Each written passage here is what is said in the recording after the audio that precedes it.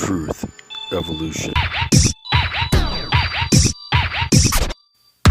Hey guys, what's up? It's me, Rav Theory. Welcome to Dark Theory Inc. Today we're going to be talking about karma. And a lot of people have this idea that it's very simple. It's what goes around, comes around.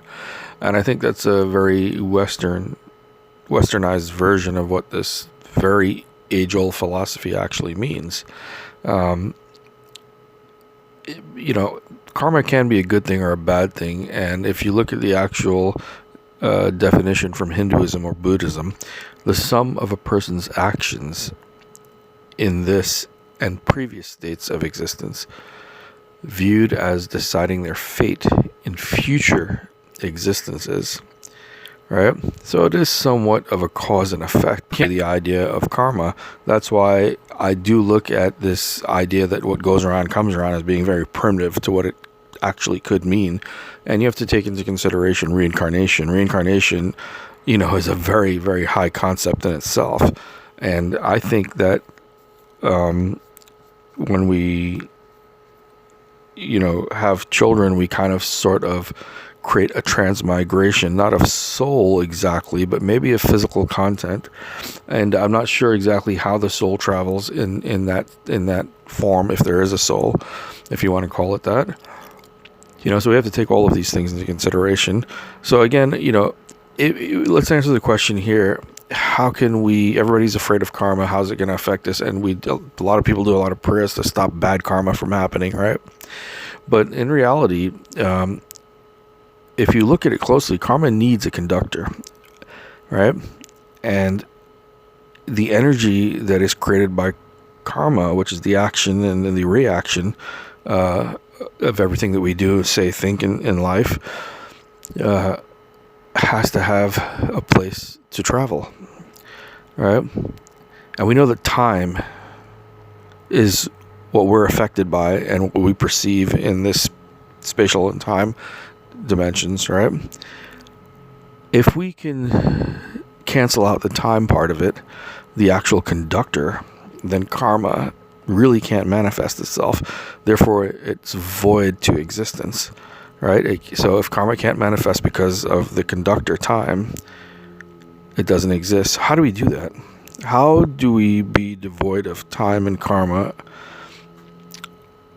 We can do that through meditation. And if you remember what I said before in my own experience in meditation, time did not exist. It actually disappeared. And we're going to talk about that a little bit more in depth. So just think about, if you remember in my other videos where I spoke about me living at the ashram and doing meditation. And when I started at 7 in the morning, so it's some around that time, right before the sun was coming up, somewhere around there. And as soon as I sat down and I started my meditation, I felt somebody tapping me on my shoulders. And I had just literally got into my meditation. So I'm like trying to figure out who would do this. And then I was like, why are you bothering me in my meditation? And he says, well, you've been sitting here since this morning. So I said, what do you mean since this morning? I just sat down. He says, no, it's dinner time. So for me, when I got into a true state of meditation, there was no such thing as time. It was like I had just sat down and got into my meditation, and all of a sudden it was 12 hours went by.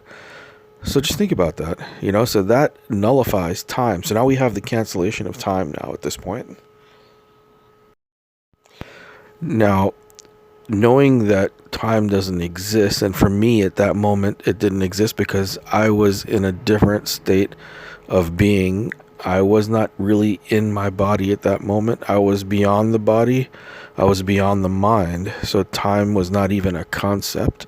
So this is how we become devoid of time. And karma has no place to move because the conductor of karma is gone at this point.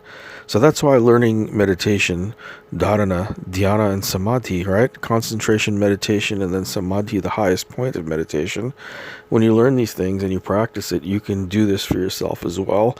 And you can experience it for yourself to understand it on a much, much deeper level. I encourage everybody to try it at some point.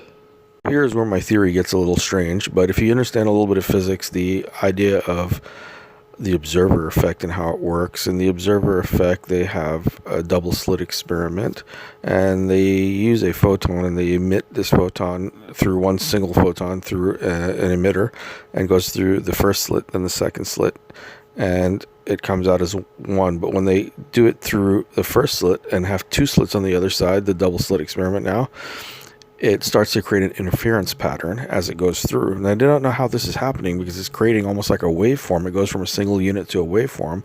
How does that happen?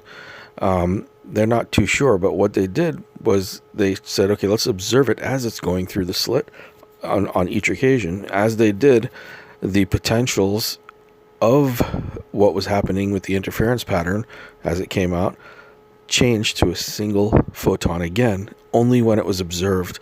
Now that tells you something. That tells you that the ability for us to observe something cancels out all the other potentials of what could possibly be. And that alone should tell you quite a bit, because in a state of meditation, I believe that we go beyond that cancellation possibilities. And what happens is all possibilities are there every moment, so we can be everywhere. As they explain in the ancient Vedas, Upanishads, and every ancient culture of meditation, that you become one with the universe. What is the universe? The universe is the extreme potentiality of everything all at once. That's what the universe is. It's a sort of super consciousness, supersymmetric consciousness. That's what I'm getting at. So supersymmetry is not by accident that this is happening in physics through the observer effect. It all makes sense. If you combine the two ideas together, it makes perfect sense. And later on in another video, I'm going to go through what Professor Sylvester James Gates discovered, and that is the computer code embedded within the existence of the universe. We're going to talk about that next video, guys. Please don't forget to subscribe. And if you really like this, please hit the bell. That'll give you all the notices. Please be kind to animals, and I'll see you in the next video.